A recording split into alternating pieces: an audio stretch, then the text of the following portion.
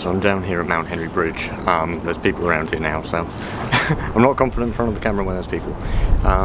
So yeah, anyway, so I'm down at Mount Henry Bridge, going to take a photo of this structure behind me, do some long exposures. Yeah, quite like it. Never been here before.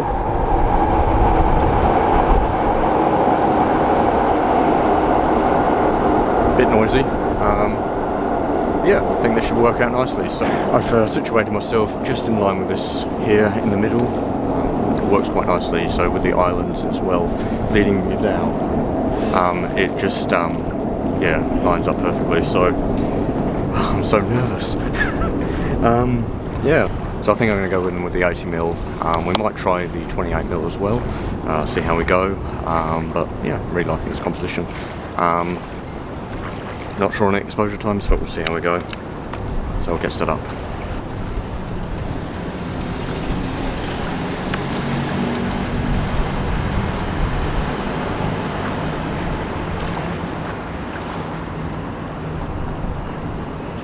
So I've got the camera set up with the 80mm on the H4D-40. Yeah, I think this is going to work quite nicely.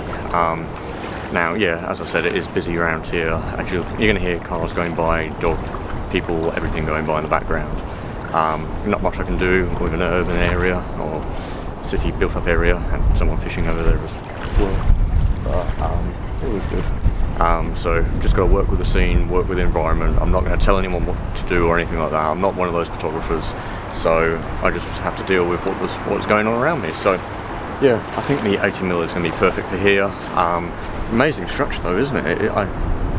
I did see this thing on Instagram, another photographer had done it, and she'd done it really wide, and I went, I think this will look quite nice. I didn't think much of it. I didn't think it would be a powerful structure, but this place is. It's quite a feat. You can tell there's the old part and then there's a newer bit. So this must have been maybe the original, and that's the old. Oh, no, that's the original over here, and then maybe that's the new edition. I don't know. Definitely looks like it's been built in stages. So yeah, I'm going to just check through the viewfinder, see what's going on, and work out my composition. And maybe see if we need the 28 on, but I think we'll be just fine with the 80. So I'm going to check it out and see what we're going to get composition wise, because I've got no idea at the moment.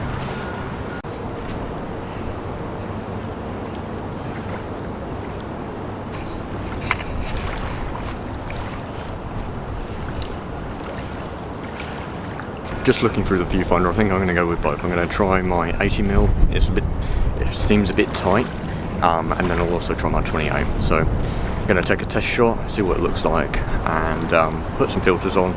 I really don't like it here, but I like the composition. I don't know why I don't like it here. It's maybe it's just too built up. I'm not used to doing this sort of stuff. I think it's going to be quite nice anyway. I'm more into nature and stuff. I don't really like industrial, but I also do like minimalism as well in structures, so I think this is quite nice. But yeah, anyway, I'm going to stop talking and take a few test shots and see what we get from that.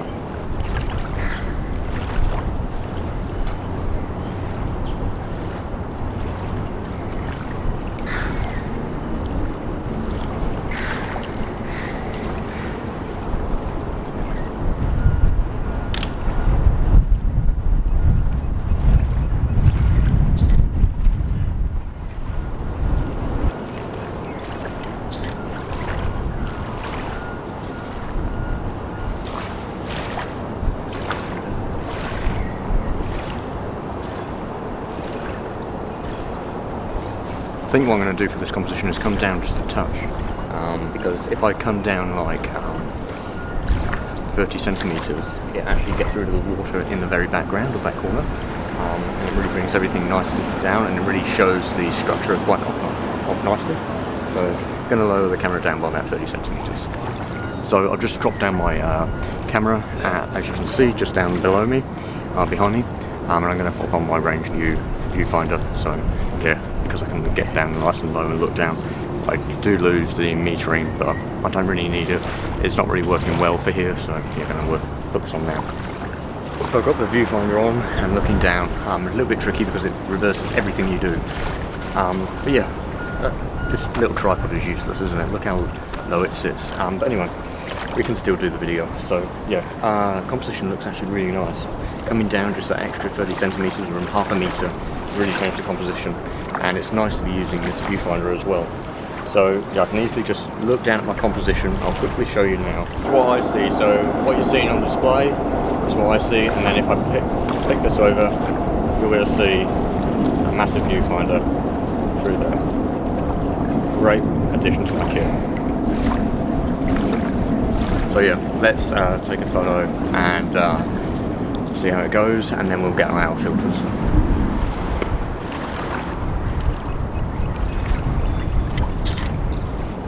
So setting wise, I'm going f12, 200 per second, ISO 100 for my test, and then we'll work out our exposure times when we come to using our long exposure calculator, because I want about a 4-minute exposure here, so I'm going to try and work to that if we can. So with my histogram, I'm trying to pull everything to the left and still retaining shadow detail and black detail. So I can easily push this back out, because I've got about a stop or two of file info and not dynamic range. I will go into that in another video, but yeah, file information, so I can easily push these files, which is the reason why these cameras are so good. So yeah, I'm going to grab the filters now, put that on, and then we'll have a go at some long exposures.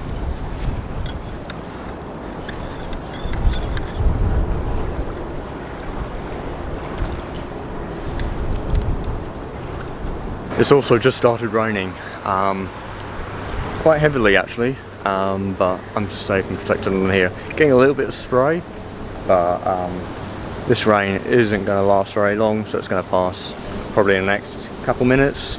But yeah, glad I'm under here, nice and protected, and my gear is safe. So yeah, going to work out my long, put my test settings into the long exposure calculator, and then work out what settings we will be able to use for this, and also what ND filter to use, because I got a choice of a 3-stop, 6-stop, 10-stop, and a 15-stop, and we can also stack ND filters as well. So yeah, and no polarizing filter, because I still want that nice shine on the water. Okay, so I've got the app open now, and we'll put in our test shutter speed, which was at 200 of a second. Now with a 15-stop, that allows us to, 2 minutes and 43 seconds. But if I put in my 3-stop, no, that's too much for this camera. So we're going to be able to do that. But if I go up a stop with my aperture, so say f14, so that allows us to do the 3 minutes and 24 seconds. So we'll do that. We'll change our aperture to f14, and our shutter speed would be 1/60th of a second, and that will allow us to get a shutter speed of a 3 minute and 24 seconds with our long exposure, with our 15 stop. So let's go ahead and put our 15 stop in and change the settings.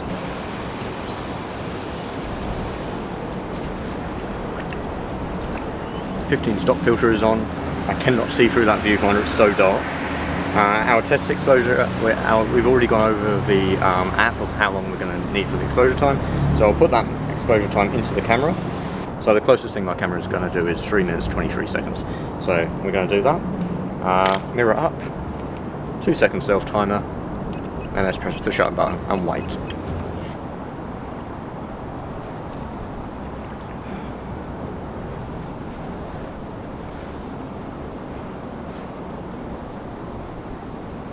Shot's about to finish, so 8 more seconds.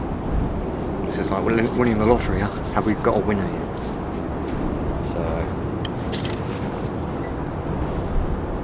Really hard to tell on the back of the screen, it's so low resolution, but cut through all the noise and stuff. Well, it looks nice. Got some nice cloud movement going on, and I've just noticed a bit of dirt on my sensor, so I might give that a little clean.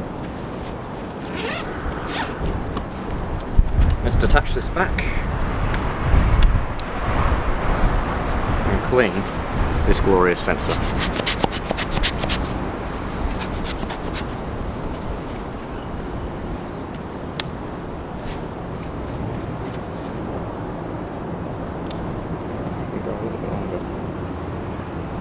I think I can go a little bit longer with the exposure time, so I'm going to go to 4 minutes 16 and take the shot. Mirror lock up, 2 second self timer, take the shot.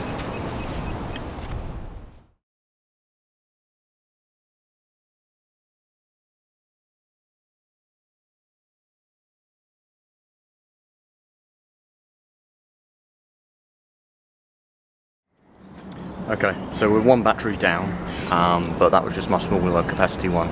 So I put the new battery in, now we're going to switch over to 28 and see what we get. So each of these images are going to pop up on the screen, and then also at the end so you can have a recap. Anyway, let's swap over the lenses.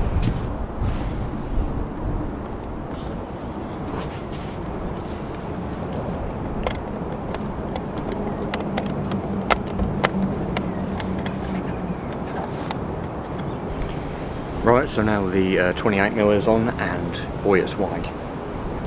Very wide. I'm getting so much in. Yeah, I'm getting this pillar in, and I'm getting this one over here in. So I'm going to try and work it into my composition. Do I want that side or that side? This side looks a little bit cleaner, so we might move the camera over and try and make it work in our favour. I've just got to work it all out. So yeah, I think we're going to have two different compositions here. The lines are going to change, but I think it's going to work out quite nicely.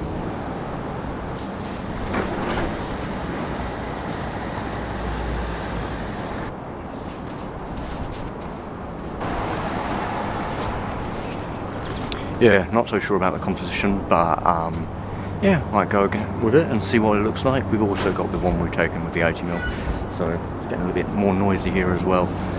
So let's get this shot and then see what it looks like. Yeah, I should have put my other viewfinder on because it's quite difficult, but once we've got that on the tripod, we'll be fine. Right, so I settled on the composition. We've got some tradesmen or some maybe engineers around here, maybe trainees, because he's asking them a load of questions and they're answering, so I'm guessing trainees or something.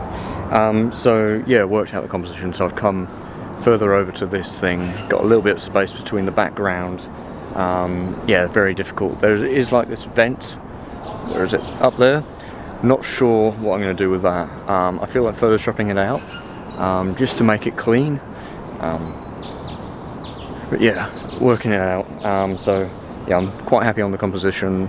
I don't want to have too much open space on this side of the camera, and I don't want to make this the dominating. I want to try and find the equal balance between that and that.